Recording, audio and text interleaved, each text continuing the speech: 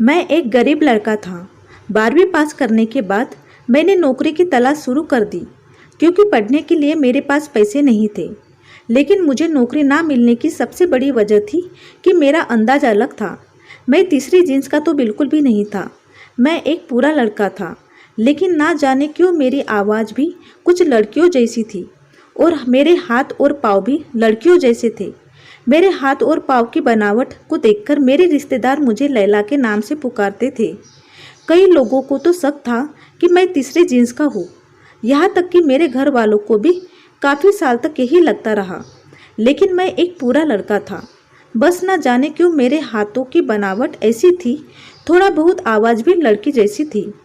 मैं जिधर भी काम लेने को जाता, कोई भी मुझे काम नहीं देता। हर कोई मुझे तीसरी जींस का समझकर भगा देता। कोई भी मेरी बात का भरोसा करने को तैयार नहीं था कि मैं एक लड़का हूँ। अगर मैं किन्नर होता तो फिर भी कोई बात होती, लेकिन मैं तो वैसा था ही नहीं जैसे दुनिया मुझे समझ रही थी। मेरे घर में पैसों की कमी थी। मेरे घर वालों ने मुझे बहुत परेशान करके रखा हुआ था। वह लोग भी मेरी जात से नफरत करते थे, क्योंकि उनको भी मैं अजीब ही लगता था। मेरी माँ कहती थी, तू तो ना बेटा निकला ना बेटी निकली। तुम्हारी बनावट बेटे जैसी होती तो तुम्हें कहीं नौकरी मिल जाती और हमारा गुजारा होता, या तुम पूरी बेटी होती तो हमें कमा कर देती। लेकिन तू तो कहीं का नहीं है। यह किसी की और की नहीं बल्कि मेरी माँ ही कह रही थी। जब दुनिया में इंसान साथ छोड़ देते हैं तो उसके माँ उसका साथ देती है, लेकिन मेरी माँ तो माँ है और वह भी मुझे गलत ही इंसान ठहरा रही थी। समय गुजरता गया और मेरी उम्र 20 साल हो गई और मैं परेशान था। मैंने उसी परेशानी में अपना घर छोड़ दिया और दूसरे शहर आ गया। दूसरे शहर आकर भी मेरी नौकरी के लिए धक्के ही खाता रहा, लेकिन मुझे कहीं भी नौकरी नहीं मिली। फिर मुझे एक इंसान ने हिम्मत दिलाई, जिसका एक मसाज सेंटर था और वह मर्दों का मसाज करता था। उसने मुझे कहा कि तुम यह काम करो। मैंने उसके सेंटर में काम करना शुरू कर दिया, लेकिन वहाँ पर भी सबने मुझे तीसरी जींस का समझकर सबने मेरा बहुत मजाक उड़ाया। उनमें से एक ने तो मौका पाकर मुझे परेशान करने की कोशिश की। यहाँ पर भी मेरी बर्दाश्त की हद खत्म हो गई थी। फिर मैंने उस सेंटर को छोड़ दिया। फिर मुझे ख्याल आया कि जब दुनिया मुझे लड़की समझती है तो मैं भी दुनिया के सामने लड़की बन जाता हूँ। मैंने अपने आप को लड़का साबित करने की बहुत कोशिश की, लेकिन हार गया। अब मैंने एक नया रास्ता अपनाने का सोच लिया था। मैंने एक नकाब खरीदा और नकाब पहनकर पूरे तरीके से लड़की का रूप बना लिया। उसके बाद मैंने जॉब के लिए दुकानों में काम तलाश करने लगा और मुझे अचानक काम मिल गया। एक दुकान मालिक ने मुझे रख लिया, जिसकी कपड़ों की दुकान थी। उसने मुझसे कहा कि तुम देखने में जरूर खूबसूरत होंगी। अगर तुम अपना नकाब उतार दो तो मेरे ग्राहक ज़्यादा आएंगे। मैंने कहा कि मैं पर्दा करती हूँ, मैं ऐसा नहीं कर सकती। कुछ दिन मैंने वहाँ पर काम किया और मेरा अच्छा खासा गुजारा होने लगा। मैंने एक कमरा किराए पर ले लिया। मैं पूरे दिन दुकान में बैठा होता था और दुकान का मालिक मुझे बहुत हौसला देता था। वह मुझ पर इस कदर मेहरबान था कि मैं हैरान हो जाता था कि यह इंसान मुझ पर इतना मेहरबान क्यों है। उसने कई बार मुझे नकाब हटाने का कहा, लेकिन मैं ऐसा नहीं किया, क्योंकि मैं ऐसा कर ही नहीं सकता था। यह भी मेरे साथ वही हुआ जो मसाज सेंटर में हुआ था। दुकान के मालिक ने एक रात मुझे किसी बहाने से रोक कर रखा और फिर दुकान बंद करके मुझसे ज़बरदस्ती करने चाहा। लेकिन जैसे ही उसने मेरा नकाब खींचा, उसे मालूम हो गया कि मैं लड़का हूँ, क्योंकि मेरी शक्ल तो लड़कों जैसी ही थी। बस हाथों की बनावट लड़कियों जैसी थी और थोड़ी आवाज़ भी। मेरा चेहरा देखकर दुकान के मालिक ने मुझे बहुत डांटा और कहा कि तुम धोखे से यहाँ काम कर रहे थे लड़की बनकर। मैंने कहा, तुमने मुझे ऐसे काम के लिए साथ रखा हुआ था। अगर मैं सच में एक लड़की होता तो तुम तो मेरी इज्जत को खत्म कर देते। आज मैं लड़की नहीं था, लड़का था। मुझे इतनी ताकत थी कि मैं उसे धक्का दे देता।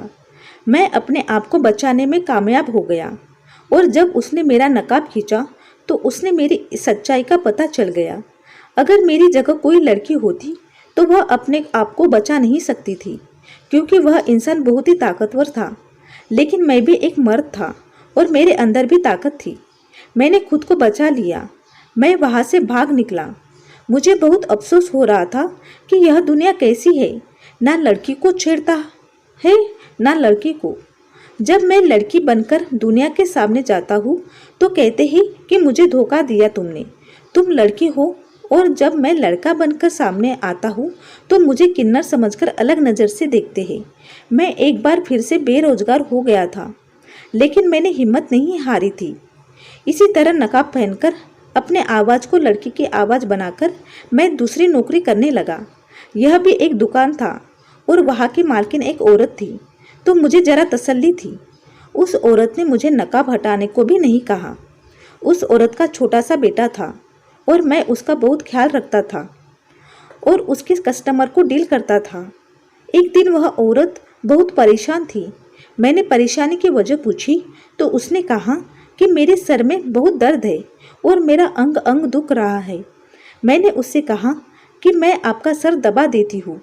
मैंने उसका सर दबाया तो उसको बहुत आराम मिला। फिर मैंने उसके कंधे दबाना शुरू किए और मैं यूँ करते करते उसके पूरे शरीर पर हाथ जोड़कर मसाज करने के अंदाज में दबाता जा रहा था और उस औरत को आराम महसूस हो रहा था। उसने मुझसे कहा कि तुम तो बहुत ही अच्छी मालिश करती हो, मेरा तो सारा दर्द ही तुमने गायब कर दिया। तुम्हें तो मसाज सेंटर खोलना चाहिए, तुम्हारे हाथों में बड़ी जादू है। यह मसाज सेंटर वाली बात उसने शायद ऐसी ही बोल दी थी, लेकिन यह बात मेरे दिमाग में बैठ गई। मैंने सोचा बात सच है कि मेरे हाथों में इतनी ताकत है कि मैं बहुत अच्छे से मसाज कर सकती हूँ। लेकिन बस परेशानी यही है कि मैं मर्दों का मसाज करता था तो वह मुझे एक गलत निगाह से देखते थे, मेरा मजाक उड़ाते थे। फिर मुझे ख्याल आया कि क्यों ना मैं औरतों का मसाज शुरू कर दूँ, औरत बनकर ही। और यह ख्याल आते ही मेरे अंदर खुशी की एक लहर दौड़ गई।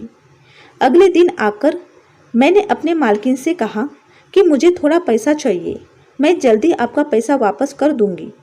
मेरी मालकिन बहुत अच्छी थी, बहुत अच्छी दिल की मालकिन थी और अब वह रोज़ाना ही मुझसे मसाज करवाया करती थी। उसने मुझे कहा ठीक है, अगर तुम इतनी परेशान हो तो मैं तुम्हें थोड़ा बहुत पैसा दे देती हूँ। तुम्हारी ईमानदारी का काम मुझे बहुत अच्छा लगा है, इसलिए मुझे तुम्हारी मदद करने में कोई परेशानी नहीं है। उसने मुझे अच्छी खासी पैसा दे दिया था और मैं खुशी से उछल गया था। मैंने उस पैसे से एक मसाज सेंटर खोल लिया औरतों के लिए। मैंने यह सेंटर उधार की बुनियाद पर खोला था और भगवान से प्रार्थना कर रहा था कि मेरा कारोबार चल जाए ताकि मैं अपने मालकिन का पैसा वापस कर सकूं। मैंने दिन को मालकिन के घर में काम करता था और शाम को अपना मसाज सेंटर खोलता था और औरतें वहाँ आती थी और मुझसे मसाज करवाती थी। और मैंने नकाब पहना हुआ था। वह मुझसे मेरे नकाब की वजह पूछ रही होती थी तो मैंने यही कहा कि बस मैं पर्दा करती हूँ। मेरे हाथों की बनावट से किसी औरत को शक नहीं हुआ कि मैं दरअसल कौन हूँ। मैं हमेशा सोचता था कि भगवान ने मेरे हाथ को ऐसा क्यों बनाया है, क्यों मेरे आवाज़ को लड़की जैसा बनाया। लेकिन आज मुझे समझ आ गया था, भगवान कोई चीज़ बेकार नहीं बनाता। मेरे हाथ ही थे जो मेरे काम आ रहे थे। मेरा काम चल रहा था, मेरा मसाज सबको बहुत अच्छा लग रहा था, हर कोई मेरी तारीफ कर रहा था और मेरे ग्राहक ज़्यादा होते जा रहे थे। जो भी औरत मुझसे मसाज करवाती वह आगे जाकर दूसरी औरतों को बता देती कि इसके हाथ में बड़ी ताकत है। अक्सर ऐसे औरतें आती थी जिनको शरीर की परेशानी का मसला होता था और मसाज करने से उनकी परेशानी गायब हो जाती थी। यह औरतें मेरे सामने अपना अच्छा खासा कपड़ा उतार देती थी, लेकिन मैं उनको देखता नहीं था। मैं आंख बंद करके अपना काम करता था। मेरा उनको देखना भी पाप था। मेरी कोई गलत नीयत नहीं थी, बस मैं मजबूर था। फिर एक दिन एक बहुत बड़ी गाड़ी में एक औरत आई जो बहुत ज़्यादा अमीर लग रही थी। मेरे पास इतनी अमीर औरत नहीं आती थी, लेकिन वह औरत ज़्यादा ही अमीर थी। उसका कपड़ा और उसकी गाड़ी सब कुछ उसकी अमीरी बता दे रहे थे। वह मेरे पास आई। उसने मुझसे कहा कि मैंने तुम्हारे मसाज की बहुत तारीफ सुनी है। मुझे शरीर में बहुत दर्द होता है, मैं बहुत परेशान हूँ, कोई दवाई भी असर नहीं करती है। मेरा वजन ज़्यादा होने की वजह से मेरा शरीर बहुत दर्द करता है, इसीलिए मैं तुमसे मालिश करवाकर देखना चाहती हूँ कि असर होता है कि नहीं। वह औरत जैसी भी थी, अमीर औरतें ऐसी ही होती है। मैंने आराम से उसका मसाज किया और काफ़ी देर तक करता रहा तो उसको बहुत सुकून आया। उसने मेरी तारीफ की और वो फिर चली गई। लेकिन अगले दिन वह फिर आई और मुझे कहा कि मैं तुम्हें लेने आई हूँ, तुम अब मेरे घर पर रहो। मैं तुम्हें इतने पैसे दूंगी कि तुम्हें यह सेंटर चलाने की ज़रूरत नहीं पड़ेगी, बस मेरी परेशानी को दूर कर दो। उसकी बात सुनकर मैं तो हैरान रह गया। वह मुझे इतना पैसा देने पर तैयार थी कि मुझे सेंटर चलाना ही नहीं पड़ेगा, यानी मेरी किस्मत पर मुझे मेहरबान हो रही थी। सारा दिन सेंटर में जलन होने से बजाय मुझे एक ही औरत का मसाज करना था और मेरे महीने भर का खर्च निकल जाता। मैंने उस औरत से कहा कि मैं ये सेंटर बंद नहीं कर सकता, क्योंकि मैंने किसी से बहुत पैसा उधार लिया था यह सेंटर चलाने के लिए, और जब तक उसका उधार नहीं चुका देती मैं उसको बंद नहीं कर सकती। उस औरत ने कहा कि तुम्हारा सारा उधार मैं चुका दूंगी, बस तुम मेरे साथ मेरे घर चलो। मैं अपने घर में ही तुम्हें एक कमरा दे दूंगी, तुम वहाँ पर रहना। मेरा घर बहुत बड़ा है और मेरे पास बहुत पैसा है, बस यह मेरी परेशानी मेरी जान नहीं छोड़ती है। मैं काफ़ी मसाज सेंटर गई थी, लेकिन वह ईमानदारी से काम नहीं करते। तुमने ईमानदारी से काम किया है, मुझे तुम्हारा काम बहुत पसंद आया है। मैंने उस औरत से कहा कि आप रोज़ाना यहाँ आ जाया करें, मैं आपका मसाज कर दूंगी। तो उस औरत ने कहा कि तुम्हारा यह छोटा सा सेंटर में आना ना मुझे अच्छा नहीं लगता। मेरा ताल्लुक बहुत ही हाई क्लास से है, और जब मेरी सहेलियों को मालूम होगा कि मैं इतने छोटे से सेंटर में आकर मसाज करवाती हूँ तो वो मेरा मजाक बना जाएगा, इसलिए मैं यहाँ नहीं आ सकती। तुम मेरे घर आ जाओ। मैंने उस औरत की बात मान ली। उस औरत ने मेरा सारा कर्ज चुका दिया। मैंने दुकान के मालकिन को जाकर उसके सारे पैसे वापस किए और अपना सेंटर बंद कर दिया। सोचा जब मुझे यहाँ पर अब रहने की अच्छी जगह मिल रही है और इतनी औरतों का मसाज करने के बजाय जब मुझे एक ही औरत की मसाज करना है और खाना पीना सब कुछ मिल रहा है तो परेशानी क्या है। मैं खुशी खुशी मान लिया। वह औरत अपने साथ मुझे अपने घर ले गई। उसका घर किसी बड़े महल से कम नहीं था। उसने मुझे रहने के लिए कमरा दे दिया जो घर के पीछे की तरफ था। वह क्वार्टर था, लेकिन मेरी इस कमरे की कहीं ज़्यादा बेहतर था। यह कमरा साफ सुथरा था और अच्छा फर्नीचर भी रखा हुआ था, यानी कि अमीर लोगों के नौकर भी ठाठ से रहते हैं। मैंने वहाँ पर अपना सामान रखा और मैं भगवान से प्रार्थना किया जिसने मुझे इतना अच्छा मौका दिया था। मैं जानबूझकर दुनिया को धोखा नहीं दे रहा था। मेरे पास इसके अलावा कोई रास्ता भी नहीं था। भगवान ही जानता है कि मैंने कभी उन औरतों के शरीर पर नज़र नहीं डाली थी। वह औरत रोज़ाना रात को मसाज करवाया करती थी और मैं आंखें बंद करके उसका मसाज करता था। वह मुझसे कहती थी कि तुम दिन रात नकाब में क्यों रहती हो, तो मैंने कहा कि बस मेरी आदत है। उस औरत ने कहा ठीक है, तुम्हारा पर्दा है, लेकिन एक औरत से औरत का क्या पर्दा, मैं तुम्हारा तो चेहरा देख ही सकती हूँ। मैंने कहा कि मेरा चेहरा जल गया है, किसी ने दुश्मनी निकालने के लिए मेरे चेहरे पर तेजाब फेंक दिया था। इस वजह से मेरा चेहरा देखने के काबिल नहीं है और मैं किसी को दिखाना भी नहीं चाहती। मेरी दुखती दिल पर हाथ मत ना रखे तो बेहतर होगा। उसने कहा कि मुझे बहुत अफसोस है कि किसी ने तुम्हारे चेहरे पर तेजाब फेंका, तुम्हारा चेहरा बिगाड़ दिया। चलो ठीक है, मैं तुम्हारे दिल नहीं दुखाती हूँ, लेकिन यह सब किसने किया? उस औरत ने जब यह सब सवाल किया तो मैं सोच में पड़ गया। मैंने कहा एक लड़के ने मुझसे शादी करने को कहा था और मैंने उसका रिश्ता ठुकरा दिया। उसके बदले उसने मेरा चेहरा तेजाब फेंककर जला दिया कि मैं किसी और से शादी नहीं कर सकूं। उस लड़के ने मुझसे बहुत बड़ा बदला लिया था। इस हादसे के बाद मेरी ज़िंदगी बर्बाद हो गई और इसलिए मैं अपना चेहरा दुनिया से छुपा कर रखती हूँ, और यही वजह है कि मेरी अब तक शादी भी नहीं हुई। मैं अब यह काम करने पर मजबूर हूँ क्योंकि मुझे यह काम बहुत अच्छे से आता है। मेरे हाथों में ताकत है जो कि भगवान ने मुझे दिया है। मैं उससे फ़ायदा उठाना चाहती हूँ। मैंने एक कहानी अपने चेहरे पर नकाब को लेकर उस औरत को सुना दी ताकि उससे मेरी बात पर भरोसा हो, और मैंने इतने अच्छे से यह झूठ बोला था कि उसे भरोसा हो गया। उसने मुझसे कहा कि सच में तुम्हारे हाथों में ताकत है, तुम्हारे हाथ भी बहुत खूबसूरत बनावट के हैं, तुम पहले बहुत खूबसूरत चेहरे की लड़की रही होंगी, लेकिन मुझे अफसोस है कि तुम्हारे साथ यह हादसा हो गया। लेकिन मुझे फ़ायदा हो रहा है, तुम्हारे मसाज से मेरी परेशानी में बहुत कमी आई है। उस औरत ने मेरी बात पर भरोसा कर लिया और मुझे भी आराम हो गया, क्योंकि मुझे अब अफसोस भी हो रहा था कि अपनी पहचान दुनिया से छुपानी पड़ रही है। हालांकि इसमें मेरा कोई कसूर नहीं था। मुझे झूठ बोलते हुए शर्म भी हो रही थी, लेकिन मैं बहुत मजबूर था। मैं कुछ पैसे अपनी माँ को भेजने लगा। यह पेट जो भरना था, अपना और अपने घर वालों का। लोग सच कहते हैं, इस पेट को भरने के लिए इंसान को क्या कुछ नहीं करना पड़ता। मैंने ये रास्ता अपनाया था, लेकिन फिर भी पूरी ईमानदारी से अपना काम कर रहा था। लड़का बनकर जाता तो लोग मेरे पीछे पड़ जाते, लड़की बनकर जाता तब भी लोग मेरे पीछे पड़ जाते। इसलिए मैंने सोचा कि मर्द तो दोनों सूरत में मुझे नुकसान पहुंचाएंगे, कोई औरत मुझे नुकसान नहीं पहुंचा सकती। इसलिए मैंने औरतों के साथ काम करने का फैसला कर लिया। लेकिन मेरी असलियत उस औरत से ज़्यादा दिन छुपी ना रह सकी। एक दिन मैं उसका मसाज कर रहा था कि अचानक से तेल की शीशी जो मेरे हाथ में थी वो पूरे कपड़ों पर गिर गई। मैं परेशान हो गया, मेरी मालकिन भी परेशान हो गई। उसने कहा, तुम्हारे कपड़े तो खराब हो गए हैं। मैंने कहा, मैं कपड़े बदल कर आती हूँ। तो उसने कहा कि नहीं, कहीं जाने की जरूरत नहीं है, यह अलमारी में मेरा सूट पड़ा है, वह निकाल कर पहन लो। मैंने कहा, नहीं, मैं नहीं पहन सकती आपके कपड़े, मैं अपने कमरे में जा रही हूँ। उसने ज़बरदस्ती अपना एक जोड़ा निकाल कर मुझे दिया और कहा कि कपड़े बदल लो। मैं परेशान हो गया था, मैं उसके सामने कैसे कपड़े बदलता, वहाँ पर वॉशरूम भी नहीं था। यह कमरा सिर्फ मसाज के लिए उस औरत ने रखा हुआ था।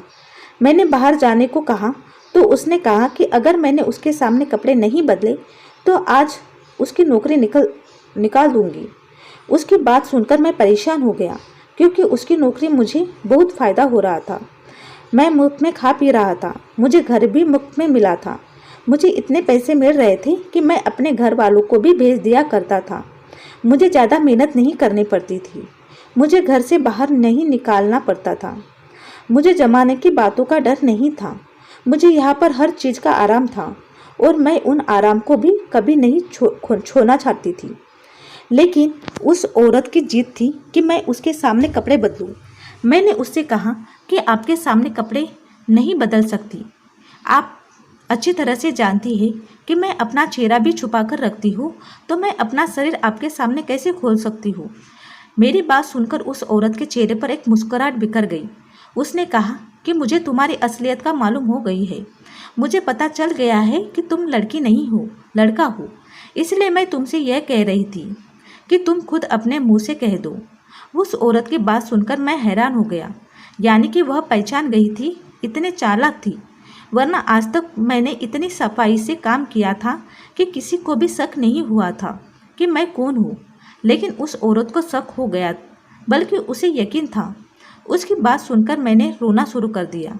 शर्म के मारे बहुत बुरा हाल हो गया था। ज़मीन फट जाए और मैं ज़मीन के अंदर समा जाऊँ। मैंने जितना उस चीज़ को छुपाने की कोशिश की, आज मेरा सारा भेद उस औरत के सामने खुल गया था। उसने मुझे कहा कि रोना बंद करो और मुझे बताओ कि तुमने ऐसा क्यों किया। मैंने उसे सारी बात बता दी कि शुरू से लेकर ज़माने ने मेरे साथ कैसा व्यवहार किया। जब मैं लड़का बनकर जाता तब भी लोग मुझे भगा देते और मुझ पर गलत नज़र रखते, और मैं लड़की बनकर जाता तब भी मेरे साथ बुरा ही होता। इसलिए मैंने सोचा कि मैं औरतों के साथ औरत बनकर काम करूं, ताकि कोई परेशानी ना होगी। मैंने किसी के साथ कभी कोई गलत काम नहीं की। आंखें बंद करके मसाज करता हूँ। आप जानती है, गरीब का मारा इंसान बहुत मजबूर हो जाता है कि कुछ भी कर जाता है। काश कि आप जैसे अमीर लोग समझ पाते, लेकिन मुझे पता है कि आप नहीं समझोगे मेरी बात। मैं खुद ही यहाँ से चला जाता हूँ। मैं जाने लगा तो उसने मुझे कहा कि मुझे तुम्हारी परेशानी का अंदाज़ा हुआ है। जो कहानी तुमने सुनाई है वह यकीनन एक दर्दनाक दास्तान है। तुमने कितने मजबूर थे मुझे पता है। मुझे कुछ दिन पहले ही पता हो गया था कि तुम लड़की नहीं लड़का हो, और इसलिए मैंने जानबूझकर तेल तुम्हारे कपड़ों पर गिरा दिया। मैं तुम्हें गलत समझ रही थी, लेकिन अब मुझे पता चल गया है कि तुम गलत नहीं हो। तुमने जो किया मजबूरी में किया। मैं तुम्हारी मदद करना चाहती हूँ, और मैं तुमसे मसाज तो नहीं कर पाऊँगी क्योंकि मुझे मालूम हो गया है कि तुम लड़की नहीं हो। लेकिन मेरे पास तुम्हारे लिए एक और काम है। तुम्हारा ईमानदारी मुझे बहुत अच्छा लगा। तुमने कहीं गलत काम नहीं किया है। मैं तुम्हारी मजबूरी समझते हुए तुम्हें एक और नौकरी दे रही हूँ। औरत की बात सुनकर मुझे खुशी हुई। मैंने पूछा कि मेरे लिए क्या काम है, तो उसने कहा कि तुम्हें मेरे घर की रखवाली करनी होगी। मैं किसी और पर भरोसा नहीं करती। तुम्हें जितने दिन मैंने अपने घर में रखा, तुमने कोई चोरी नहीं की। बहुत अच्छी तरीके से तुम यहाँ पर रहे हो। आज के बाद तुम मेरे घर की रखवाली करना। मैं घर से बाहर होती हूँ तो मुझे डर होता है कि कहीं मेरे दूसरे नौकर चोरी करेंगे या मेरा पति दूसरी औरतों को घर ले आएगा।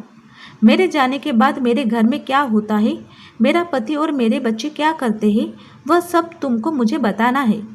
आंखें चार करके मेरे घर पर नज़र रखनी है। बस इतना सा काम तुम्हारा है। मालकिन की बात सुनकर मैं खुश हो गया। यह काम तो मेरे लिए बहुत आसान था, यानी कि मुझे सब कुछ यहाँ पर देखना होगा और मुझे रखवाली करनी होगी। मालकिन ने मुझसे कहा कि यह नकाब पहनने की भी ज़रूरत नहीं है। तुम अपना मर्दाना कपड़ा में काम कर सकते हो। तुम्हें कोई कुछ नहीं कहेगा। इस बात ने मुझे और खुशी दी थी। मैं अब लड़कों के कपड़े में ही काम करता था।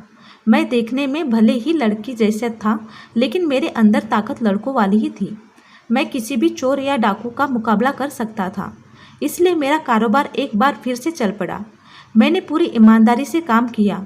यहाँ पर मेरा रहना और खाना पीना मुफ्त, और मुझे पैसा भी मिलता था। मैं तो पैसा जमा करता जाता था, और मैंने पैसा जमा करते करते अपना एक छोटा सा मकान भी ले लिया था और अपने मम्मी पापा को यहाँ ले आया। मुझे उस औरत के घर में काम करते हुए अब 10 साल हो चुके हैं। वह बीमार होकर बिस्तर से लेट गई, लेकिन उसने मुझे नौकरी से नहीं निकाला। मैंने पूरे घर वालों का भरोसा जीता। उस औरत ने मुझे कहा कि लोग तो बहुत है, लेकिन जिस ईमानदारी से तुमने मेरा काम किया था, तुम आंखें बंद करके जब मेरा मसाज करते थे, तब भी मुझे अंदाज़ा हो गया था कि तुम कितने साफ दिल के इंसान हो। बस तुम मजबूर हो। तुम्हारी इसी साफ दिल की को देखते हुए मैंने तुम्हें अपने घर में जगह दी। आज मैं बहुत खुश हूँ। मेरे मम्मी पापा छोटे से घर में रहते हैं और मैं उस घर में आराम से रह रहा हूँ। सच कहते हैं, जब भगवान एक चीज़ नहीं देता तो दूसरी दे ही देता है। मेरे पास पैसा नहीं था, लेकिन उस औरत के दिल में भगवान ने रहम डाल दी थी और मेरी सारी परेशानी को हल कर गई थी। सारी बात मेरी नीयत की थी जो साफ थी। मेरी कहानी सुनकर आपको मुझ जैसे इंसानों के बारे में अंदाज़ा हो गया होगा कि हम जैसे लोग जो पूरे मर्द होकर भी कुछ नहीं कर सकते, और ज़माना उनके साथ क्या सलूक करता है, और वह लोग कितने मजबूर होते हैं। मेरे आपसे गुजारिश है कि मेरे जैसे अगर किसी इंसान को आप देखिए तो उससे आप हमदर्दी से बात करें।